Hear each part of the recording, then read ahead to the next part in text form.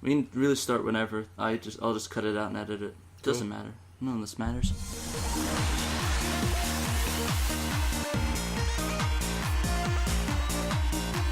Hey guys, welcome to the 8-Bit Retro Kitty Podcast. I'm here with Justin. Well, actually, it's his website, so... it makes sense for him to be on the podcast, right? Hey everybody, this is Justin, otherwise known as Panic Pete 23. I host a website with my mom called 8bitkitty.com. We have a forum there. We're going to be hosting our own podcast. Me and Patrick here are going to be doing those. Yep. So thanks for listening. Yeah, thank you guys. This will be our first podcast, so let's just start out with, I guess, some, just see what's going on. So what have you been up to, Justin? Well, recently I just got this game called Tokyo Mirage Sessions. Just came out probably end of June, actually.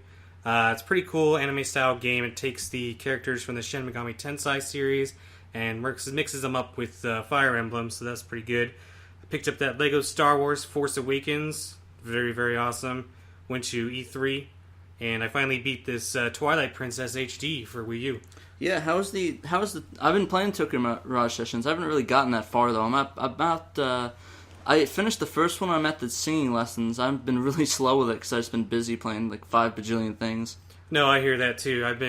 I just got past the prologue, to be honest, but I got to unlock Chrom from Fire Emblem Awakening, which he's awesome, and a few other characters. I haven't played a lot of the older games, so wouldn't be able to say exactly who they are. But all in all, the whole concept of them being your weapons is pretty awesome. So it sounds like you just didn't really get as far the same as me. To be honest, I work a full-time job. I'm working on a website and a convention, and I play when I can. Alright, well that's no excuse. You should have been playing it. But hey, you know what? We got it on the list. There you go. I'm just joking. So what have you been up to lately? Got a PVM finally. Sweet. It was kind of funny though, because I was about like seconds away from ordering like the XRGB Mini or the Framemeister, the SCART to HDMI upscaler, and very pricey. Yeah, there's about $350. I think it was like about $370 after all the shipping and stuff. So it's like insane. How much did that PVM monitor run you? Only about $100, surprisingly enough. I mean, it was pretty good. I went on Craigslist and basically it's like, okay, before I buy this Framemeister, it's like $350. I'm gonna check see how much if there's any PVMs, and I found one on there. It was the Sony PVM 20L2, and I knew that from memory. I didn't write that down either. Very, very nice. Very impressive. Yeah, I totally didn't end up googling that 5 bajillion times before I bought that or anything. No, I'm just good at remembering things. No. Of course you are. Very good. Well, that's very awesome. I have a PVM monitor myself. I use for my Sega Genesis and my Turbo Duo. Actually, no, I'm sorry, PC Engine Duo. And that's what I use to play my games on. I'll be modding some other consoles too to do that, but all in all, I think it's very, very exciting that you got that. How is the gameplay with your Super Nintendo on there? It's pretty good. Besides the fact that my cat knocked my Super Metroid my Super Metroid cartridge out, and the save died, so I need to replace that. And that was really bad because I bought like 2 different. I want to do like the save battery holder for it. So I got the first one from Radio Shack, and it didn't fit the cartridge at all. Oh, goodness. It was like poking out, the thing was like stuck. I couldn't get that. It was like poking out, bulging the cartridge, so I had to unsolder that, go back to Radio Shack, and give it back. It's always easier to desolder than it is to solder, isn't it? That's me being sarcastic. Oh, no, it's pretty bad. Well, actually, I find it a little bit easier because you can desolder and pull it, but to solder it back on, you have to go and you have to remove all the solder. Well, properly remove all the solder. You need to solder it back on, get the right solder, make sure that it's all working fine. So it's a pain in the ass either way, but it's like pick your poison, right? Yeah, exactly.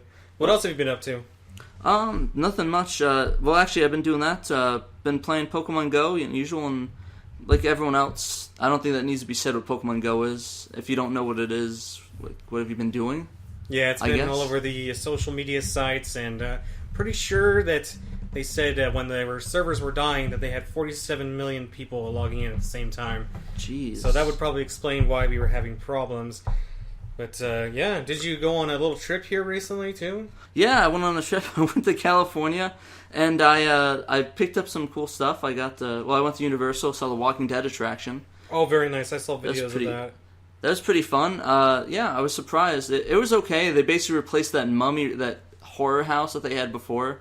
I went there a couple times. It basically was just a 1-for-1 reskin of it, but it was really good. It was sort of nostalgic seeing all those old sets again, like the prison. They had the zombie the bike lady right by the entrance. Oh, very nice. So that was a lot of fun, and I picked up. I finally found a really good deal on the Evangelion Platinum Collection. It was about how much was it? I think it was about $70 for the Platinum set.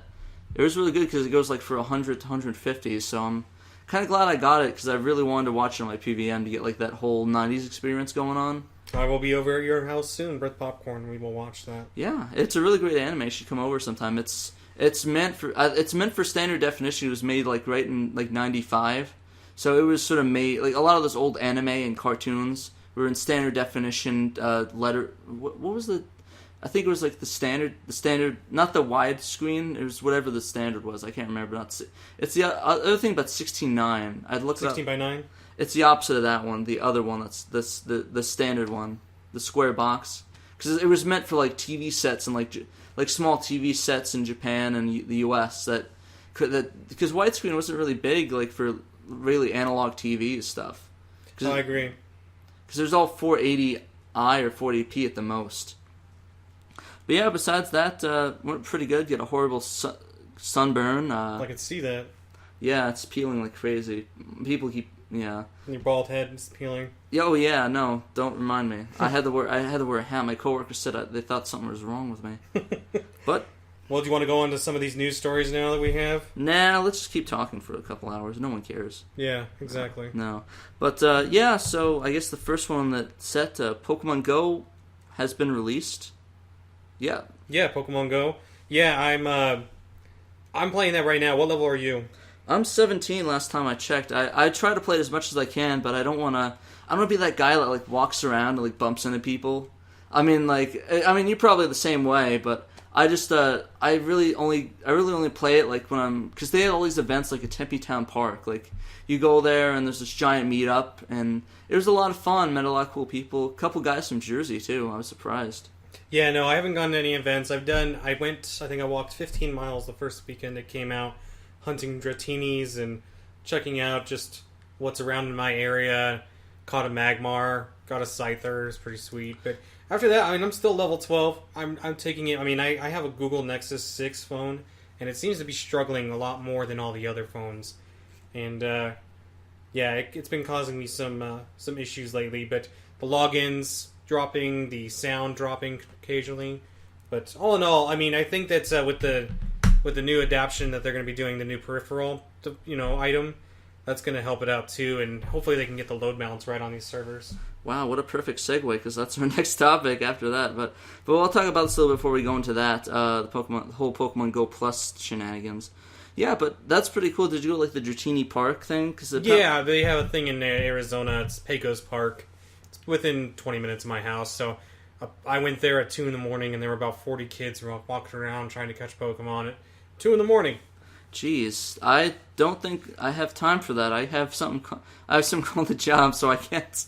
No, I do too. I work full time as well in IT, so I understand completely. Yeah, well, I imagine you did it at a good 2 a.m., not like during a weekday or school. Oh day. No, weekend totally. Oh yeah, no, that's a good thing to do. That's why I wasn't trying to call you out or anything. I was just trying. I meant for like the kids, like the. Oh yeah, no, there was cops that showed up and kicked some kids out because they were too young. So speaking of the Pokemon Go, did you want to talk a little bit about the whole Pokemon Plus shenanigans going on? Yeah, definitely. I work part-time, maybe one shift every 6 months at a video game store, a very popular one, GameStop, and we've been taking pre-orders on that. And I know that I pre-ordered mine, but I'd love to hear your opinion on this. Well, basically, for everyone that doesn't know, Pokemon Go Plus, it was originally, I think, didn't the pre-orders go up right after E3 a little bit, right? Yeah, I was in there right after E3 to do my E3 pre-orders, and it was already up. And it comes out, from what I can see, July 31st. Yeah, so basically what happened was, I guess it was still available a little bit, but as soon as it took off, the pre-orders were gone. Amazon, GameStop, name it, it's gone. So if you want it, good luck. So it's sort of like the whole Amiibo mess that was happening a couple of months. Was it a year ago actually? Yeah, wow, like a year ago is when their shipping was just awful. I guess they had some strikes going on for one of their shipping ports. So Yeah. that caused a lot of issues. But yeah, Nintendo's notorious for this, especially with their. And I don't even know if Nintendo is actually licensing the product, but it was at E3. They did show it, and but I think it's more of the Pokemon company. But games like Fire Emblem, you always have a hard time getting the special things, the special editions, or anything like that. So yeah, it's typical. I love Nintendo. Let's not be sacrilegious. Oh, I don't. But I hate Nintendo. Yeah, they need to get with the program. No, but yeah, the thing about it though is that it's I think more the issue that's going on was that they just weren't anticipating it. Like they didn't. Oh yeah, no, we totally were expecting 5 bajillion people to play the game and become a phenomenon, sort of like that. So I think that's one of the big one reasons. thing I'd like to add on the Pokemon Go thing, if you don't mind. Yeah, there was. I remember before it came out. I think I even sent you the file. But before it even was released in America, like 2 days before or a day before it was released in, I believe, UK and New Zealand and Australia, someone got a hold of the APK file, .apk, and sent it online, or just put it online, and it spread so fast to America that I'm sure that their servers were just so... I think that's kind of why we had problems, because they were doing bulk releases. I checked the day it was released, before it was released in America, and it showed only 50,000 downloads. So I think that they were stress testing what was going on, but once that APK file came out and spread like wildfire, that's when we started just seeing crashing servers like 24/7. The only time you could get on was 1, 2 in the morning when all the kids were asleep. A lot of this is just anticipation. Like nobody expects this, like from a business perspective. I mean, Pokemon's still pretty popular, but I mean, relatively to what's happening now, this is like 90s popularity going on right now. But it's all milking off of like these kids that really loved it, and as like you and me actually, because that's about our age range, right? Yeah, that's about. I was born 90, so that would be That's about because we were just 10 years old, or approximately 10 years old when it came out. So. Yeah, not to mention all this Pokemon popularity, all these kids, so it's probably amplified. So I mean, yeah, that's why I'm really lenient for them with the server issue. Because it's like, a lot of the reviews are like, oh, the servers are bad. Oh, man, the servers, they're horrible. Why? And it's like, well, yeah, because like all this popularity, I mean, they didn't expect, like, how many did you say? Like 42 million? It was what they said, what the Pokemon tech company, whether this was true or not, they said, please be patient with the servers. We have 47 million people trying to log in all at the same time. And that's what I was trying to... I'm in a couple of those Pokemon Go groups, especially the Arizona groups, and they're like... saying, "Oh God, these servers suck." I was like, "Guys, you have to understand that this is massive." Like they did not understand that not only would the kids be playing it, but the adults would be playing it more. We already knew that the adults were going to be playing it more than the kids, but they did not recognize that from whatever marketing, research they did. They did not see that was going to happen. So yeah, I mean, yeah, it's just the way it is. I mean, everyone loves nostalgia. I mean, it's been forever. I mean. Like even back in the 80s, there's a whole Monkeys resurgence. Like nobody would have expected that. I mean, It's the Monkeys. I mean, I like them, but a lot of people don't. And that's just the way it is. The lesson of the day is the Monkeys are not that good. So speaking of nostalgia, wow, there's a lot of you're really good at these segues, dude. Dude, good thing I got you on this podcast. I would have bombed myself. So speaking of nostalgia, the NES Mini has been released with about 30 games. Which games were on that list again? Let's see here. We've got, starting in alphabetical order, we got Balloon Fight, Bubble Bobble, Castlevania, Castlevania 2 Simon's Quest, Donkey Kong Jr., Double Dragon 2, Dr. Mario, Excite Bike, the original Final Fantasy, Galaga, Ghosts and Goblins, Gradius, Ice Climber, Kid Icarus, Kirby's Adventure, Mario Brothers, Mega Man 2, Metroid, Music here, possibly. Ninja Gaiden, Pac-Man, Punch-Out featuring Mr. Dream, Star Tropics, Super C, Mario Bros. 1, 2, and 3, Tecmo Bowl, Legend of Zelda, and Zelda 2. Yeah, that's actually a pretty solid lineup. I'm surprised they got a lot of those licenses, especially like Mega Man, Ninja Gaiden, and just the Capcom ones. I guess they did. I guess Konami helped out too, but I guess they didn't want to let go of Contra. Yeah, well, they got Super C on there, so... Is that a better game? I never played Super C. Super C is pretty cool. It's just Super Contra, essentially, but it's just like, I don't know, I would say it's almost the same, if not better. Pretty fun game.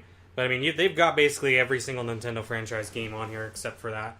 I mean, they've got, Castlevania, that's more Konami. But they've got, let's see, They got all the Mario games. They got Metroid.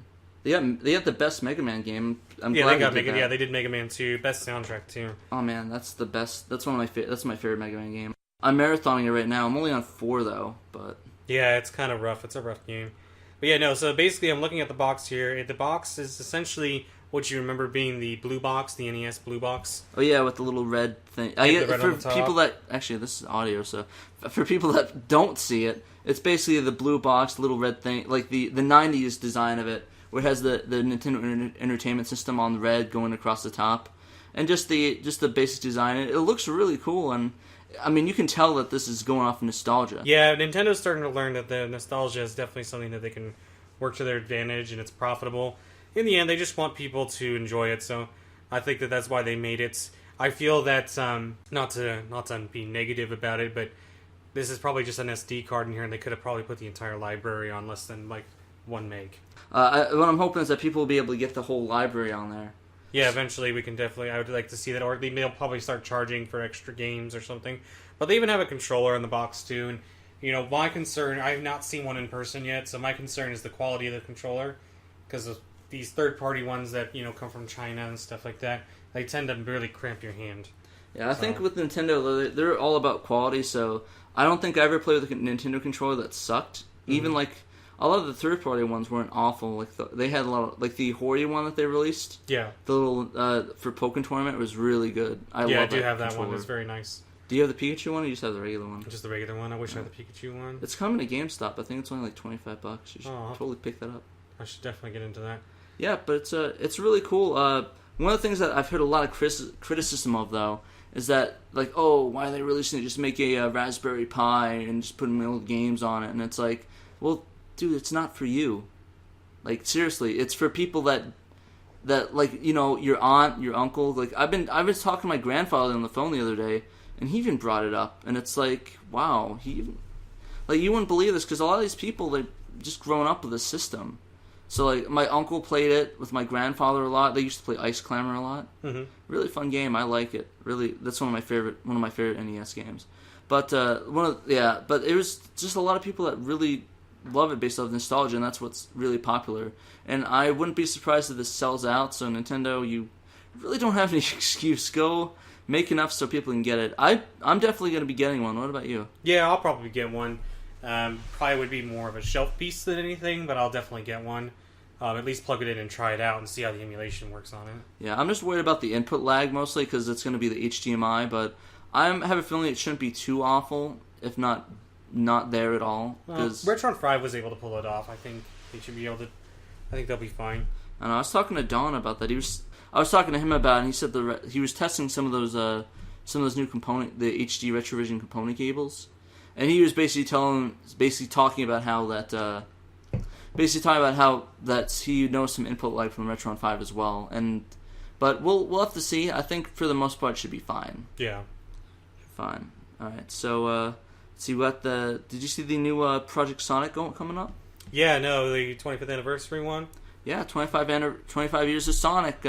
About half of those are good years. The other half, okay. Now, this is the Sonic that I love. I saw the trailer, and I immediately just jumped for joy, because I'm finally going to have a 16-bit Sonic again. I grew up, one of the first games I played was Sonic the Hedgehog 1 and 2 with Tails, so to see that, now this one's going to have Knuckles as well. But just to see the 16-bit graphics and the 16-bit scrolling, and just the new environments that are in there, because now they can use it to its full potential, I think it's what this market's been needing. Yeah. I think the 3D Sonic just has not done well. Yeah, it's been really rough for 3D Sonic. They did pretty well with I think Generations and Colors, but right after that, it's just there's a lot of lackluster. The new Sonic Boom was apparently the lowest selling Sonic game in history, so that was not good at all. But I'm kind of excited. The two Sonics that are coming out, the Project Sonic with the Generation Sonic returning. I think it's going to be that same mechanic. Mm-hmm. But I'm not sure what. I mean, I think rumors are they're just going to name it Generations 2, but I think they might just end up going just a new Sonic game, name it Sonic Classic or something. I don't know. They'll find something for it. Yeah, and the Sonic Mania looked really good. I think I think it's made by some people in the fan community that made the fan games for it, and it looks really good. Very fluid animation, very fluid sprites. I mean, this is 16-bit to its full potential here, folks. It's going to be great. I'm going to love it. Hopefully you're going to love it. But I'm going to buy it when it comes out. I can't wait. I wonder if did they say if it's download only, or is it just going to be I'll keep my eyes peeled and see what they're going to say about that and post it on the 8-Bit Katie Facebook page once we have that up. Yeah. Don't you already have it up? No. Once they have that information. Oh, the information. Yeah, got that it. was my bad.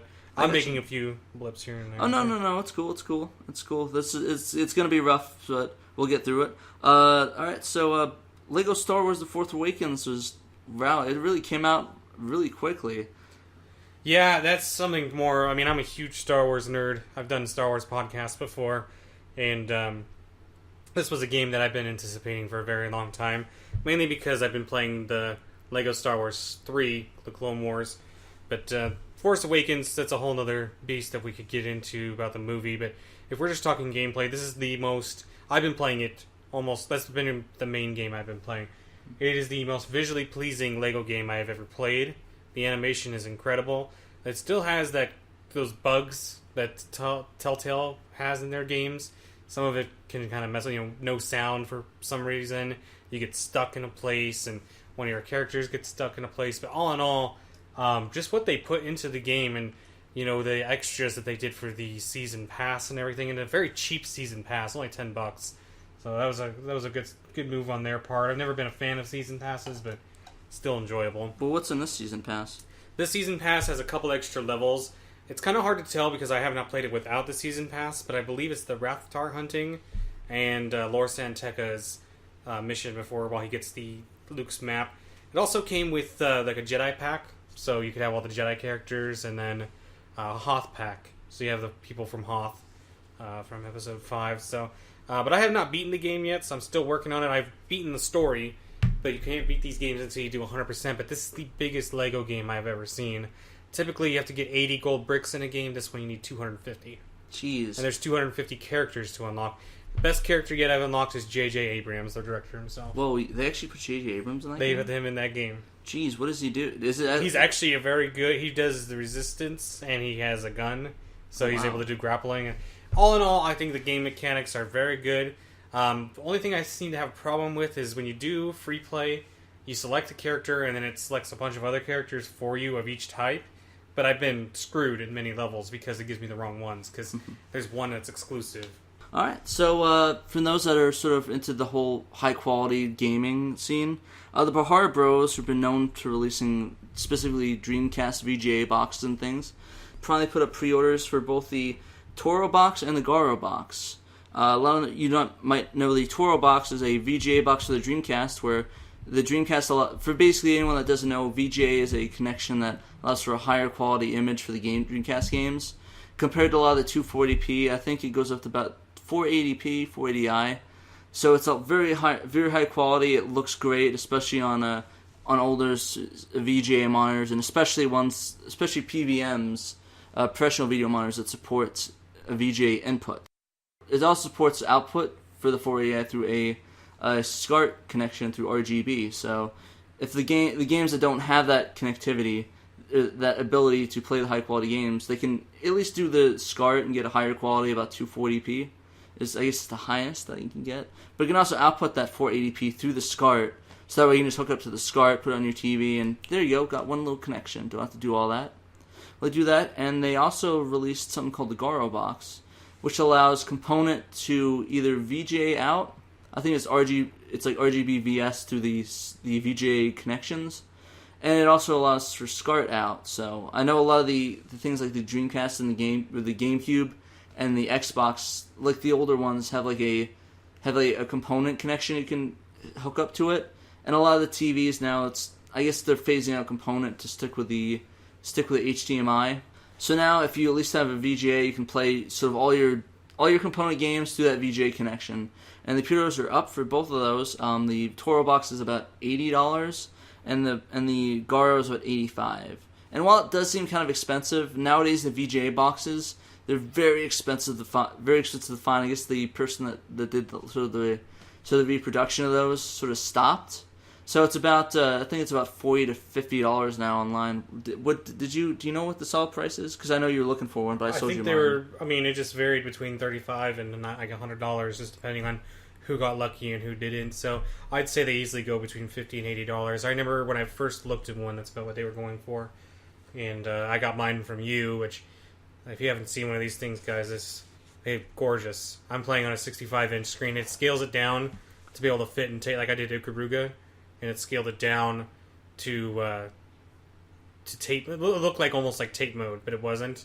So they just centered the screen, but it looked really, really, really pretty. Yeah, you should flip your flat screen next time. Yeah, right. I don't think you can. Yeah, I mean if you wall mount it, but it's on a stand. I just imagine you just turn it up. It's like popping up a bit, but yeah. Basically this TV's on like a little stand thing. That's I guess. Did it come with it, or did you like get a custom stand? I came with it. So just an in stand. So it's kind of a little bit difficult to flip that 65-inch. I'll stick with my PVM monitor for now. Yeah, I know. I don't want to put mine on the side. I'm afraid it's going to mess something up. Have you done yours alright? Or my friend told me I've not done it yet just because of the time. But he said if you turn off the power, wait 20 minutes, then flip it over. It has something to do with the capacitors in there and whatever's inside of them. I'm not a huge techie guy, but I know that there is something that can leak potentially. So you have to wait for it to power down. Then you need to turn it on its side, and then you can power it on. You gotta wait about 20 minutes before you start doing it again in tape mode. So I think I'll have to wait for that, or just do a little bit more research before I flip mine over. Because I'm really nervous that I'm gonna mess mine up. It's like, oh hey, the screen's all fucked up now. But yeah, I imagine like you do some research and follow what you said. You should be fine, right? Yeah, definitely. Just check it out beforehand. I mean. Basically, you just don't want it to be powered off, and then immediately flip it over. It's just because of the nature of these things. These are big CRT monitors. They're PVMs, so those are the ones that were meant for looking at security footage and stuff. So they're just big and heavy and bulky and very, just be careful before you start flipping them over. Wait a little bit. Yeah, nothing you want to do is pay I think was it like going rate like 200.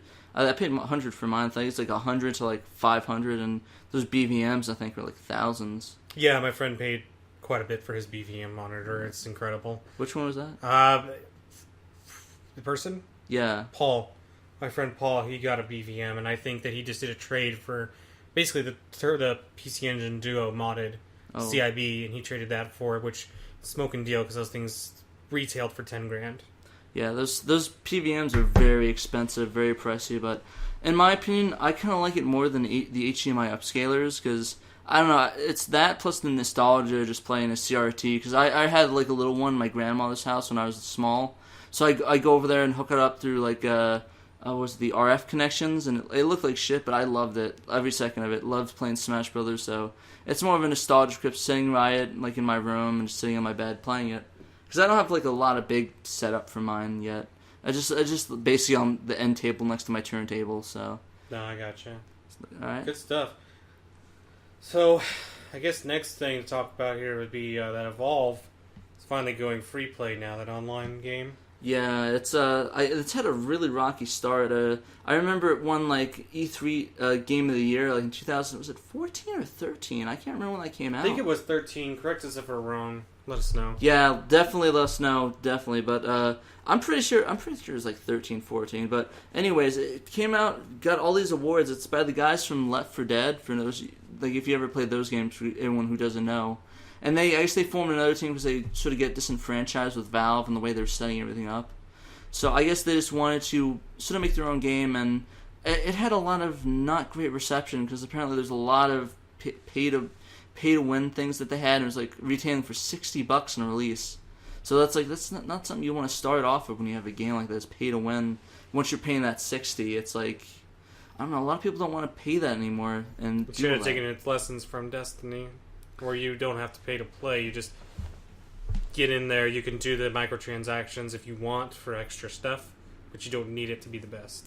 Yeah, so they announced that it's going to go free to play, so hopefully when that comes up, it'll get some more audience people playing it, because, I mean, from what I heard, it's sort of okay, but there's not a lot of replayability in it. Well, I'm not going to do I'm a single player guy, but I'll play some online with friends. But I won't buy a game where it's going to require me to, in order to succeed at the game, that I need to keep paying. Yeah, I can't really talk because I paid like $120 for the Overwatch Special Edition. So, Oh, don't get me wrong. You can buy what you buy, but when you're doing, I've done microtransactions for like Galaxy Heroes and stuff like that, which I feel silly for sometimes. Yeah. But I just don't want to have it going into it knowing that. It's a free game, then I'll put money into it. But if it's something where I have to pay for a game, then I have to pay more to get extra stuff. Yeah. Oh no, I meant sort of just like the online only sort of thing. Yeah, but I haven't done any microtransactions for Overwatch yet. There's really nothing I really want to. You just do the loot boxes, in my opinion, I think it gives me more reason to play. Because if I already have anything, I'm just gonna move on. It's like, oh, I got all these skins. All right, hey, what's next on the block? And compared to just going and playing it again, and just getting all the items and different things. Agreed. Yeah. All right. So that's over. So have you heard about the HD Retrovision cables? I have not actually, but I have heard. I haven't seen any real content on them, but I know that they sold out very, very fast. Yeah. Basically, what these are is basically what they did with the Super Nintendo. They basically released cables for the Super Nintendo and Genesis that basically allows them to tap into the RGB signal, which is the highest quality you can possibly get out of the system. Tap into it and output it through component through wizardry. Basically, now I think there's like a special chip in it that converts the signal to from RGB to component and outputs it to the screen with all the audio and everything intact.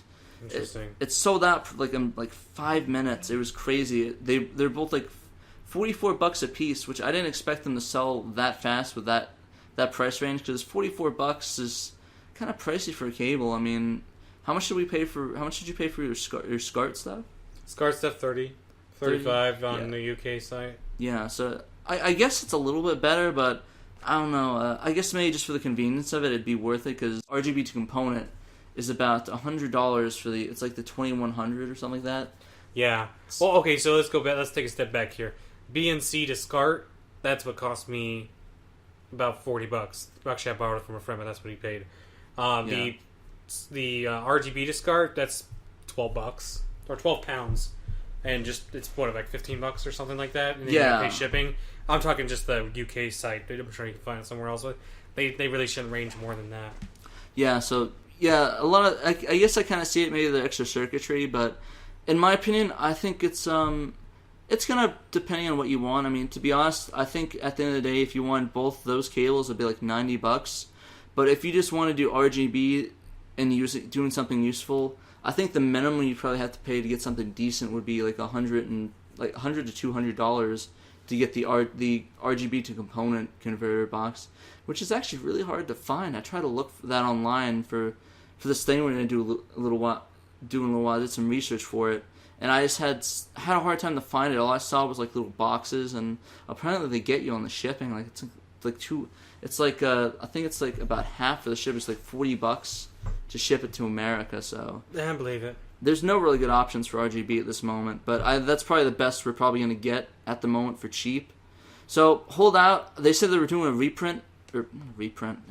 Doing too much video games. They're doing a remanufacturing around August or next month. So stick around if you're trying to get an RGB. I imagine they'll find a good option for you, and you will be good to go. This will probably be the easiest option too for a majority of people.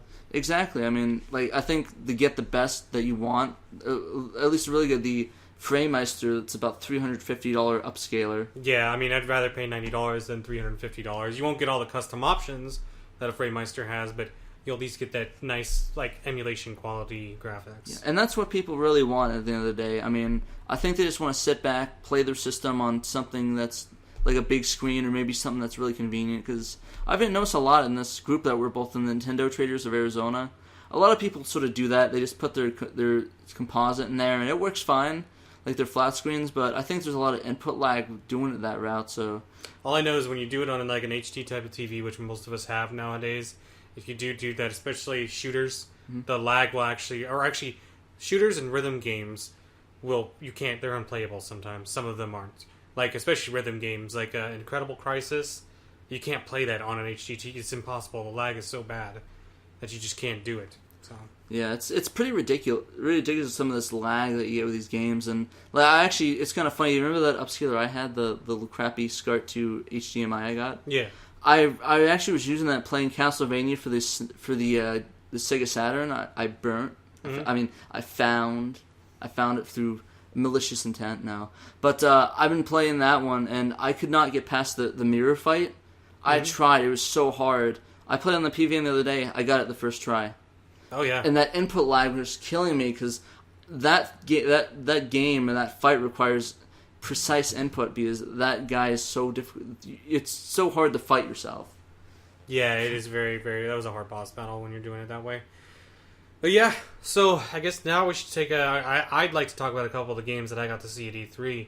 Yeah. Some of these ones, I know everyone and their mothers probably already talked about it, but my perspective is pretty good. I got to... I think one of the biggest things that I got to see was Nintendo. When you get to E3, everyone... I swear it's more consumer-based than it is retail-based now, because you've got people in there that just kind of got in. I'm not going to lie, I got in just based off of that. Some friend was able to get me in.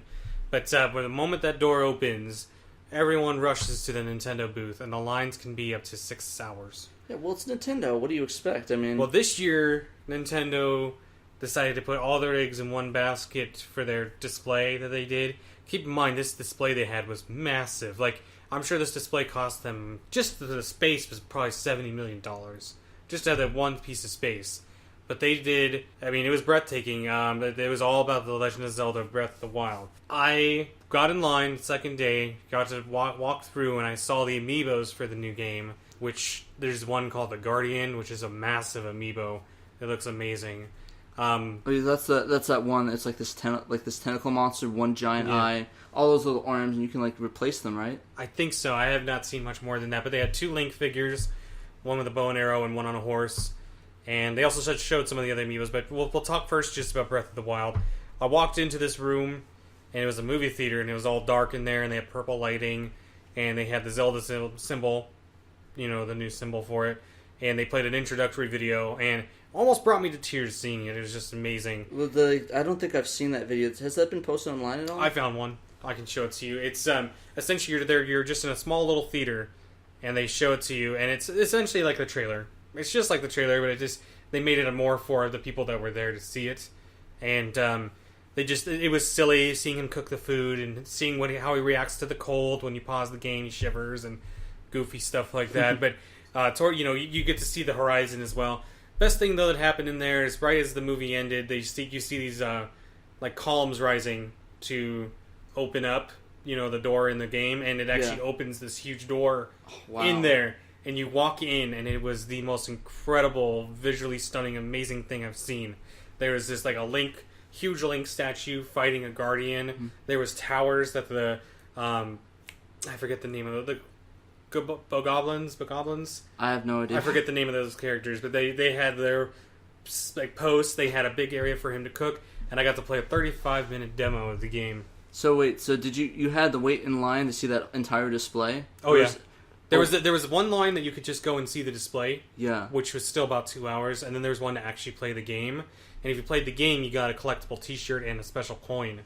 Which people got in line multiple times to get that just so they could sell it online. Oh yeah, and that upset me a lot because to me it was this experience that was amazing. So, but I got to go through and then I got to play the demo. You got to play 15 minutes of the actual story, the beginning of the game, which was pretty amazing. You just jump right into it, get a sword, and just go. Jeez, and you just go explore. So I kind of sort of compared it like Phantom Pain mixed with the new Legend of Zelda. It looks really cool. It's like survival, right? Yeah, it's very survival. Like you have to eat and stuff like that to keep yourself healthy. You got to cook food. You got to hunt. In my 20-minute demo that I did, just the free play, I went and I found a fire rod, and the grass catches on fire. Wow, really? It catches on fire and will hurt you. Oh, so, wow. And watching some of the gameplay videos as I was waiting in line, this game's going to be unreal. You can jump, you can climb. I'm always very optimistic about games like this. I think Nintendo knew that everyone has been waiting. What has it been, like 6 to 8 years for a Zelda game, a real Zelda game on a Wii U? Yeah, the last one came out 2011. Actually, it was only been about 4 because they had that. Remember that demo they had at E3 2012 Was it playable at all? The one where No, this is the first time you've ever been able to play anything. Okay, because I remember they had that demo at E3 when they announced the Wii with Link fighting that giant monster in that church or something. Mm-hmm. And that one looked really cool. I was hoping that was the next one, but this one I really like the style a lot. And I mean, while it's really good, I'm kind of worried about Nintendo putting all their eggs in one basket with this title. Yeah, exactly. And you know what? They're gonna bring up the NX with it, and it's gonna be on Wii U as well. This gave me an idea on what the NX is gonna be as well. Hear me out. This is an NX prediction. The game, you use a Sheikah Slate. It's like a tablet in the game. Mm-hmm. He has a tablet. This to me makes me think that the NX is going to have a similar apparatus. It's got to have something like a tablet with it. There's no way that the game would function because you're sitting there using the tablet the entire time. So they'd have to have something like that in the next game. But we'll see. So they didn't have any NX. There were any NX hardware. Nothing. There was no other playable demos except for Zelda. So they invested everything into that one game, and they blew every game out of the water. Well, yeah, I mean, everyone's saying it basically won E3. Yeah, that was all they needed. So all I know is that the demo almost brought me to tears, and everything about this was just amazing. If you can YouTube a video, I'll show you one after this. Yeah, definitely. Of what it actually looked like in there. I mean, girls were dressed as Link, taking pictures for you, and I mean, it was like a forest in there. So is there a lot of You mentioned there's a lot of people that, in your opinion, didn't belong there. Were there like a lot of were they all business casual, or was it like a bunch of nerds with T-shirts and cosplaying? Well, okay, so it's supposed to be for anyone in the industry. So there was a lot of YouTubers, like everyone and their mother was there. Did you see anybody famous? Oh, I hung out with John Lester the entire time. Well, you already know him in real life. I know he's my friend in real life. Doesn't count. Metal Jesus Rocks was there. John introduced me to him. Yeah. How was it meeting him? Oh, nice guy. Very nice guy. I'm actually trying to see if I can't get him to put a profile on my site. So he's a very nice guy, though. Nice. I forgot some of the other names. I'm just not good with names. But met a couple other people. You got to see... I got a picture of Shigeru Miyamoto, which was... Oh, yeah, I saw that one. That was just like... He gave me a thumbs up. Actually, he gave my whole group a thumbs up. So that was awesome. Nice. I heard he was doing autographs as well. I'm not sure if he did autographs or not. If he did, I missed it. So. Because I know John... What's his name? Don, he had a photo of... He got his shirt signed. I don't know why he got his shirt signed. That was weird. Oh, no, he got his shirt signed. I'll go into that when we get farther down the list. Yeah, we'll do it's that. from a different person. Very important, though. Because I got his autograph, too. It wasn't No, Shiggy? it wasn't Shiggy. Okay. It was someone else. It better not be Kojima, or I'm going to be pissed. Oh, it wasn't Kojima either. Okay, that's good. We did see Kojima. Oh, man, I really want to... He was just... When you're in something like this, it's very casual. One thing Nintendo did do right is they... And I'm sorry if I keep interrupting you. I'm very passionate about this. Keep doing it. I mean, you went to E3, I didn't. So. Yeah, well, I'm excited. I'm going to go next year, and hopefully I can get you to come with me. But... Oh, no, dude, I will film the whole thing for you. Yeah. I just want to go because I know that they're going to have something Death Stranding. I need to meet Hideo before I die because I don't know if you'll get a chance to meet him, but you'll at least get to see him. I'll figure out something. He visited he visited Mega 64, the guys that do that over at his booth because they did a lot of stuff with him. So I'm hoping I'll be able to at least get some sort of autograph or something. Yeah, no, I agree. What are you doing? Get back here, dude. Hang on. Okay, just need this. Shit, you better not. Okay, so anyways, back to that. Breath of the Wild looks amazing. We'll keep you guys updated whenever we find something else. I'm going to... I'll let you guys know on my page what I find. So, okay. Now, I kind of want to talk about another thing. When I went to E3, it was so busy. There were so many people. It was overwhelming. Everyone just wanted to get the free swag, but I went... Well, who doesn't? Yeah, I know, and I got lots of cool free stuff, but... I saw... What I wanted to see... I wanted to watch all the videos when I got home. So I did get to watch the entire video for Pokemon. Oh, wait, hold on. We got your cat. They want to be on the podcast. Oh, hey, Kitty. You want to be on it? You can be on it, dude. Kitty. Okay, so Sun and Moon. From what I can tell so far, we got to see a couple Pokemon. I don't think he wants to be. He doesn't want to be on it after all. No, not at all. So with Pokemon Sun and Moon, it's going to take place in the Aloha region? Aloha region. I guess that's exactly what it's called. I have to double check that. Correct me if I'm wrong. Wait, is it... It's not the woohoo thing, is it? No, this is straight up Hawaii. Okay. So it's a Hawaii region. Oh wow, that's kind of sweet. Yeah. So what they did is they showed us some of the gameplay. Looks kind of like X and Y, Ruby, Omega Ruby, Alpha Sapphire. Looks great. Wasn't impressed with the music. I kind of liked more of the music from X and Y, where it was a little bit more heavy, I guess you could say, which is kind of weird for a Pokemon game. But the new legendaries look incredible. Graphics look amazing. They put a lot of thought and effort into this. They have a new battle mode too. Highly recommend you just watch the 45-minute video for Pokemon Sun and Moon from Nintendo. They go into full detail. And they haven't showed any story, but from what it looks like, this game they've already released some of the new Pokemon. It looks silly. One of them is an actual lei, like flower lei that you would put on around your neck. So that sounds really cool. I saw some video of it. It kind of looks like a mixture of the engine from X, Y, and Omega Ruby and Sapphire with like something with a newer sort of update engine. Yeah, one of the things that they did show is there's a Pokemon called Rotom, and it's like this weird electrical type that does like I think it works for like a weather station. He's your Pokedex. Oh yeah, I saw that. That looked really cool. So you actually have a Pokemon as a Pokedex. Yeah, or a Pokedex as a Pokemon as a Pokedex. Pokemon as Pokedex. There we go. But no, it just the game itself. I've already pre-ordered both copies, and I will be picking it up. In case you guys didn't know, they've been doing every month for the 20th anniversary. They've been doing free legendaries every month. I keep missing this. So I've got pretty much every single one as that's been coming out, and for Pokemon Sun and Moon because I've actually completed a dex with my friend. All seven, even 721. Someone hacked in Volcanion, and we got him. Jeez, I don't have him on this game, but he's a hack. So wait, who's Volcanion? He's a fire water type. Is he from the new game or he's not? It doesn't exist. They found him in the code. Wow, and they hacked that in. Yeah. Someone hacked it in the code and was able to get it out of the game. For this is an X and Y.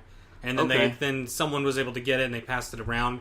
I'm not a big hacker type person. I don't know how to pull the files from an SD card because I don't really... I love your cat, dude. Yeah, that's awesome. I don't really know how to do... Because you update your 3DS, and I try to keep everything legal on there. And if you try to do anything else, it messes with it. I think I'm going to start... I actually want to do that, too, to my 3DS. I want to get... Basically, the only reason I didn't do anything legal before is because I wanted to play Smash Brothers 3DS online. But because I already got it for the Wii U, I'm starting to look into getting that modded again. I originally had it through the YouTube channel, the YouTube hack thing, to play the SNES emulators. So I'm gonna get that done eventually. So that's gonna get done. But right now I'm just playing on my PSP and stuff. So once I really want to play some SNES, well, actually I have it on my TV, and I don't take my 3DS that much anywhere. So yeah, it may not. I'll let you guys know. Keep you in the updated loop about 3DS hacking update. We'll keep that as a part of the podcast. But anyways, yep. So yeah, no, I just haven't done it much. It's more about you have to go to a certain website inside the browser for the 3DS, and then it goes to a certain page and downloads a file, like an executable file. But you have to somehow get your updates off of the 3DS, or else you can't do it.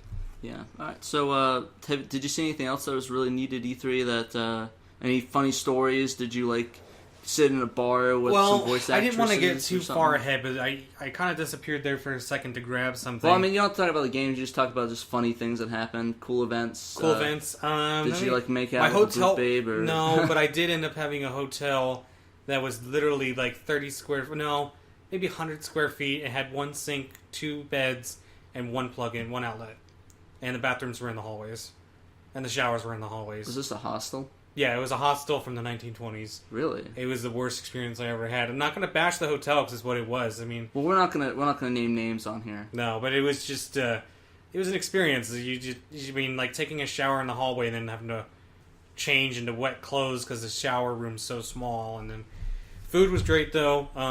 As far as stories go, let me think. Nothing really out of the ordinary. Got to meet just a couple friends and stuff like that. Yeah, that's really about it. For any of you, the cat just started sniffing the microphone, so I thought that was really funny. Bad kitty. But yeah, anyways, so lesson learned, don't go to Holiday Inn, Los Angeles. No, I'm just joking. But how much was the hotel anyways? $80 a night. Oh, that's pretty good for Los Angeles. It's just Main Street.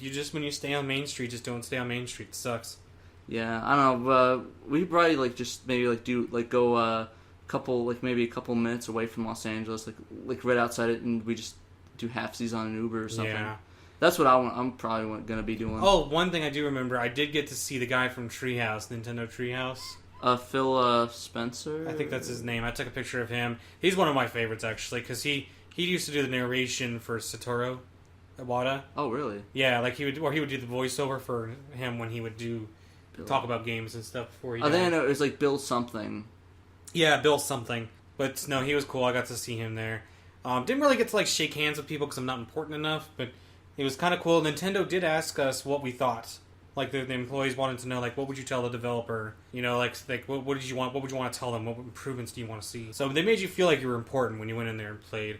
If only I could get Nintendo contracted on my site. That'd be pretty funny. Get Shigeru exclusives. Well, and it's funny because I'm actually more of a Sega guy than I am a Nintendo guy. I love Nintendo. I love everything about it, but they had a Sega booth there. I did not get to go into it, but my mom did, and she said it was really bad. The booth was great, but it was so compact in there. They had the new Sonic game, the King of Fighters, Persona 5. Wait, they had King of Fighters in the Sonic? Yeah. What? Because Sega Atlas. Oh, wait, but that's King of Fighters. I know Persona, but it was there. Huh. I that's weird. I don't know. I'll do some research. It's probably something weird. I'm not well versed into the SNK after the 90s, so they probably just doing a contract there. Maybe they bought them. I don't know. Yeah, that's what I was excited. But their booth was very small, like in comparison to like Nintendo and Xbox and Sony. So, yeah. But I think now I want to talk a bit more about some of the other games there because we can go on forever with Nintendo. Well, yeah. Well, even though it's like 2 games, I like how that took up almost the entire thing because it was just so amazing. But there's one that you mentioned on here that I didn't get a chance to play, and I'm curious what your thoughts are. It's called Death Stranding. Yeah, that's basically the new Hideo Kojima game after he left. Not left. He kind of, let's be real here. He got basically shit canned from Konami because of their refactoring. I guess maybe they thought it'd be better business practice to make pachinko Metal Gear Solid 3 machines and Silent Hill pachinko machines instead of actual games. And, have actually a storyline. But, these are companies. Once it comes down to it, it's all about profits. But I guess maybe they just didn't want to have profit where they actually make money. But I guess pachinko machines are really popular there, especially tie-ins. I'm not really well versed in pachinko, to be honest with you, so I would not know. I've actually played a couple Konami arcade or slot machines. They're pretty cool. Are they actually in the U.S.? Or? There's a couple. I saw some here in Arizona that they had, and they're pretty neat. Vegas, I'll check out Vegas sometime when I go see my friend and see what they got out there. I mean, I went to Vegas before, and I went to the things, and they really just have, I saw the Walking Dead tie-in slot machines. Those look a lot of fun. I didn't get a chance to play them, though, when I went. But anyways, back to Death Stranding. Man, I actually like it when we do that. But explain to me what this is about. I mean, what? I mean, is it like a shooter? Is it one of those? Is it something like Metal Gear Solid, which we all know him for? The thing about it though is that it's not really. There's not really a lot of information about it. They showed a trailer at the Sony press conference, which basically I was screaming like a girl. Because, I mean, you guys probably know by now. Norman Reedus from The Walking Dead, Boondock Saints. What else was he in? He was also, and more importantly, in Silent Hill, the canceled Silent Hills game. He was going to be the main protagonist, from what we know of the game. So he was in the game. He's naked on a beach and holding a fetus that disappears and turns invisible. And he turns around and there's these 6 angels or something, or guys just standing around, hovering in the air in the distance. So there's not a lot known about the game. Basically, what we can gather, it's some sort of space travel exploration, or some sort of water exploration based off. Because basically, what he recently did was he released a Comic-Con this year. The logo design, when you open the game and it shows that cool animation. Mm-hmm. They showed that, and it was basically a guy in a suit, and it was basically he's underwater, and it shows him on the moon holding a flag. So from what we know, that's all the game is that we know so far. But they're releasing some figurines right now from it. But from what we know, it's sort of like a space-based game or some sort of exploration. But it looks really good, even though it's just a trailer. But we don't know much. But from Kojima, I like it because it's building the hype that we had from Metal Gear Solid 5 back in 2013, where we just saw the whole Moby Dick thing and that whole sort of... I mean, you know about it, right? Where they basically hid the Metal Gear Solid 5. He pretended to be like this developer in Moby Dick Studios, and it revealed the Phantom Pain. It was so good. I was so built on this hype, and I'm so glad that we get that back. So Kojima knows how to do it, man. Exactly.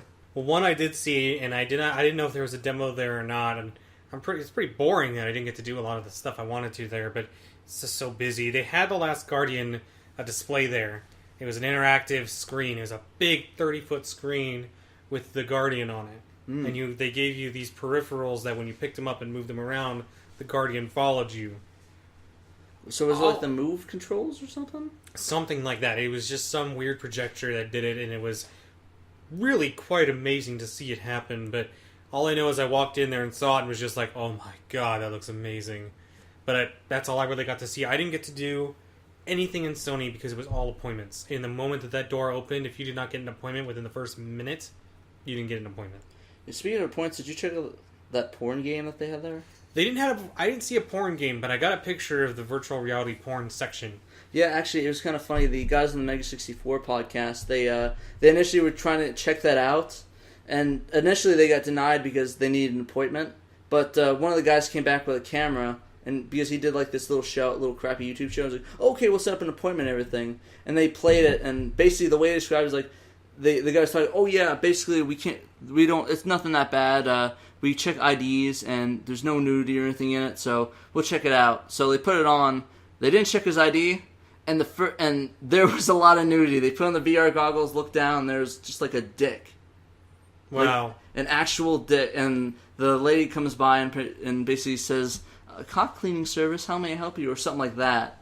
And it was really effed up. But anyways, back to that. What did you basically say about the VR for that? The VR for the... sorry. All I did was walk by, see that they had a stand, laugh my ass off, and walked away. Yeah. Because I'm like, this is going to make so much money, and it's just like, of course, before VR is even big, this is already happening. Well, yeah, that's like the main thing for it.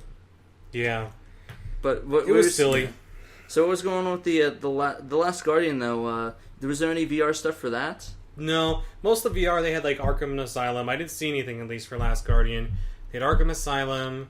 Oh, they had some other games too. I can't remember them off the top of my head, but they were basically just had a lot of VR stuff, just Sony proprietary. But they gave you a long time to play it, so that's why it was very hard to get an appointment to see it. Yeah, I mean, a lot of that Sony stuff. I think they basically won E3 even though Nintendo won it. I guess they won it too. Apparently, there's a lot of people winning E3 this year because apparently my friend was even telling me that Microsoft won it. It's like I don't think so. Like maybe like 0%. But no, I think that it's a toss-up between Sony and Nintendo. I'm talking more, and I know more about the Nintendo stuff because that's what I wanted to see. And that's what everyone wants to see because that's the only true video game company out there. Like, Sony is a electronics company first, and then they do games. Nintendo is a gaming company. They only do games. Yeah, and so but back on the topic with The Last Guardian though, basically with the Last Guardian though, it looked really good in my opinion. I mean, to be honest, I'm still worried. I still have a policy. I'm not going to believe that game's coming out until I have it in my hands, because that game's been delayed since 2007. Something like that. I mean, they've been working on that forever. I guess they just haven't been able to put anything together yet, but it just looked really pretty and it looks exciting. I actually reserved the special edition, so... Yeah, I was thinking of getting that, but I don't have a PS4, so it's like, I want it, but... I have to say, PS4 is pretty much my go-to next-gen console besides my PC. Yeah, I've been mostly just doing PC stuff. I got a Wii U recently, and I got a few games for it, but I really haven't found myself playing anything. I don't know, it's just been kind of weird, because I got the PVM, so I'm playing a lot of retro stuff, so... Yeah. And I'm going back and forth, I'm doing a few other things for work, so... But it's definitely on my list. I think I want to wait for the Neo to come out to play it, because my thing with... I don't know, it's been a really big thing with me with Sony, where I'm always 2 consoles behind, so I'm still getting stuff for PS2, and I'm still getting stuff for PS3 right now. I'm still getting stuff for Sega Genesis. That works, yeah. But a lot of the stuff's really cheap, though, compared to, like, the retro ones, because... Like, the PlayStation 2 ones, like, I went to Vegas and I paid, like, $20 for, like, 3 really good games for that system. Compared to, like, I would just get one for, like maybe Genesis if it's really good. Yeah. But I kind of really like doing that, but we'll have to see how Last Guardian goes. It looks like a lot of fun. I think I might come over here. If you let me come over here, I'll go play a little bit, check it out. Yeah, definitely. But I think everyone I know has a PS4 is going to be playing that game. At least I hope so.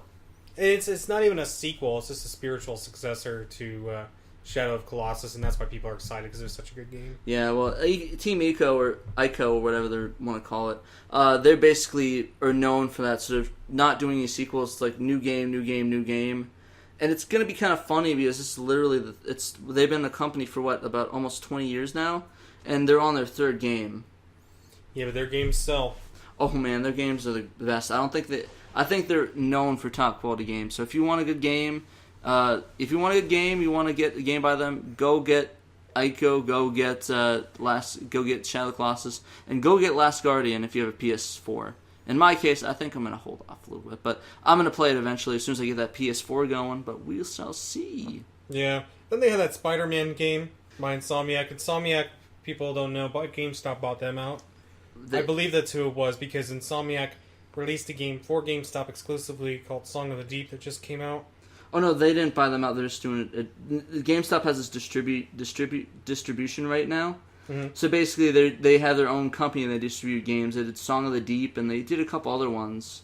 So I think, wait, did they announce Spider-Man's going to be GameStop only? No, nothing like that. They just said that Spider-Man by Insomniac, that's Insomniac. I just know has been doing work with GameStop to make exclusive titles for them. GameStop's trying to help the industry out by doing that. They get a lot of rap for being bad, but they're trying to keep physical games alive. Yeah, and disclosure, he does work for GameStop. So. Yes, this is a clear disclosure. I do work for GameStop. I am neither pro nor, against them. I'm very, open. I work a real, IT job besides this. So. Yeah, we just wanna get that clear. But but for the most part, he's more than he can basically talk about it, even though he works there. But I do agree. I think for the most part, as long as the good quality games and they don't do the crap they do with Xenoblade, I think it should be all good in the hood. Yeah, I think so too. As long as they don't... trust me, I know all this stuff. There's some really shady stuff that does happen. It's a corporation. This is how it is. Yeah, but Spider-Man, for the most part, it looked interesting. It's only a trailer, but I'm kind of excited because the last good Spider game I played was 2 for the GameCube, and it was a lot of fun. I don't know, have you played any of the Spider... Yeah, there was one for PC I played, and I think it was 2, but it was more of it was a cartoon one, and it was just awesome. I remember playing the crap out of that. And I did play 2 for GameCube as well, and that was pretty good. Yeah, so, that was a really, really fun game. I really enjoyed 2 a lot. And I heard the trailer had just amazing reception, though. Just was like, this is going to be the best Spider-Man game. I'm hoping. It's by Insomniac, and they haven't really let anybody down recently. No, they've been... I played Song of the Deep, and it was just incredible, so... Yeah, we'll have to... how's Song of the Deep? Actually, I haven't played that one either. It's pretty damn good. Looks really pretty, and it's just simply Castle or... Metroidvania style play, but it's in a submarine, so it's pretty sweet. But yeah, unfortunately, I guess the thing we have is we don't have a lot to talk about with this one because we only saw one 20-second trailer. Yeah, it wasn't much to talk about on that one. Yeah, but it's a good game. It looks interesting. We'll keep you updated and we'll give opinions when it comes out. Yeah, as stated before, I didn't get to see much of Sony. I just didn't have the chance to. Yeah, and speaking of Sony, they had the we'll go through a couple games here. Detroit Become Human. That one looked interesting. It was basically by the same guys that did Heavy Rain, and it looked really interesting. Basically, I guess you're an android in the 20X century. I guess maybe you're a negotiator, and it looked really cool. There's a lot of different outcomes, a lot of different things that you can do in that game. So like Heavy Rain. So maybe instead of basically what it showed in the trailer was. There was one outcome where he tried to talk him down and he got shot in the face by the hostage taker. There was one where the hostage taker and the hostage died together. There's another one where he actually killed him and took the girl. So there's a lot of different outcomes, and I'm kind of excited to play it. There's a lot of lukewarm for that one that I've seen, but I don't know. It just kind of seems exciting. I really want to try it out, see how that goes. Did you see anything about it at E3 at all? Or? No, as I said, they had a few. Video things that you could go in to watch, and they had one that we're going to talk about later, and didn't have the chance to see it. I wish I did now that I see that. And I'm still catching up on videos from E3 to watch. Yeah. Because part of being an E3, if you're press, you're considered God there. So I'm not press yet. So I'm still I was basically just an exhibitor, so I didn't get to go into the press releases. I wish. Because I didn't get to see the release of anything. How'd you get in there anyways? Was it like a... Game company. Oh, right. The local game company was able to get me in. But I'll probably be able to get in through my website since I actually have a web store on there now. So nice. We'll check that out. I'll if you want, I can go with you, take some photographs for you. That'd be awesome. Done. Yeah. All right. So, what about the Horizon Zero Dawn? Did you see anything for that? Or beyond the graphics and the fact that it's an action role playing game, Guerrilla Games usually does a pretty good job, so I'm excited to see it myself. It's not set to release until like February next year. It'll be one that I will reserve because it's I don't know, it just looks really good. I think that's a lot of the Sony games that they're. That's what my friend criticized, which, and in fairness, that it was a pretty good criticism, is that Sony really doesn't have a lot coming out this year. They have Last Guardian, but every other title is like next year sometime, like God of War, Horizon Zero Dawn, Detroit, Spider-Man. No, they have one. Let me look up the name real quick. Well, they have The Last Guardian. There's another one coming out that is No Man's Sky. Oh yeah, No Man's Sky. No Man's Sky. Out. That's a 6 gigabyte game, but it has 4.5 like quadrillion planets in it. Because it's all auto-generated Yeah, stuff. it just auto-generates itself. I actually have that reserved, and I'll be picking that up next month. Isn't that already out? Nope, comes out next month in August. I could have sworn it came out this month. Nope. But, I think that was another game that was like that. Yeah. I can't remember. Yeah, I know what you're talking about. Battleborn? No, not Battleborn. That was the Overwatch ripoff that is nothing now. Yeah, it failed pretty badly. Anyways, yeah, so that one I'm looking forward to. I like RPGs when I have time. Yeah. So usually I have to set aside, without studying for certifications at work, I try to set time on the weekends to play games. So it's just, I'm very behind on my library. I've got about 1,000 game backlog, so. Yeah, that's pretty much mine too. But, no, the God of War game looks amazing. It's going to be, you see him, Kratos, older. Yeah. I mean, that's, what more to say? God of War is just an amazing series. Yeah. And you see him older with a beard. Yeah, for those of you who don't know, they did a whole reboot of the series, right? I believe it's a complete reboot, yeah. Yeah, complete reboot. It's apparently, what's the guy's name? Kratos, like, sorry, I don't play God of War that often, but it was Kratos a couple hundred years in the future, in like a Norse age where he has a son and wife now. And basically, it's a different voice actor. It looked really good, though. It's basically a different take on it. It's not like beat 'em up like it was back then. It's basically a third person sort of perspective over the shoulder, fighting these beasts using your kid. I use them a little bit, but it was really cool, and I'm kind of excited to see how it turns out, because I had never played God of War before because it wasn't really my type of game. So I followed it a little bit, and I wasn't a Sony guy, to be honest with you. I was mostly Nintendo. I really just went over my friends to play PlayStation. No, I hear you. I was a PlayStation. It was Sega, then PlayStation, then Nintendo. Yeah, but all my friends at PlayStation, none of my friends at Nintendo. So I was the Nintendo guy. They were the PlayStation guy. So it worked out pretty well. But in my opinion, I think they had the better games. Yeah, well, now we've got this one that they're going to be making. Didn't see anything about it at E3, but they're going to reboot Crash Bandicoot. Oh, wow, really? And I don't know how I feel about that, because Crash Bandicoot 1, 2, and 3 were just superb games. Then it was not. I mean, Wrath of Cortex was pretty good, but it was like the load times were just atrocious. Well, which one was that? I don't think I played that. That was PlayStation 2. It was like the after Warped. But that's just if you remember. We're 90s kids, so it's like we played that. That's what we played. At least that's what I played growing up.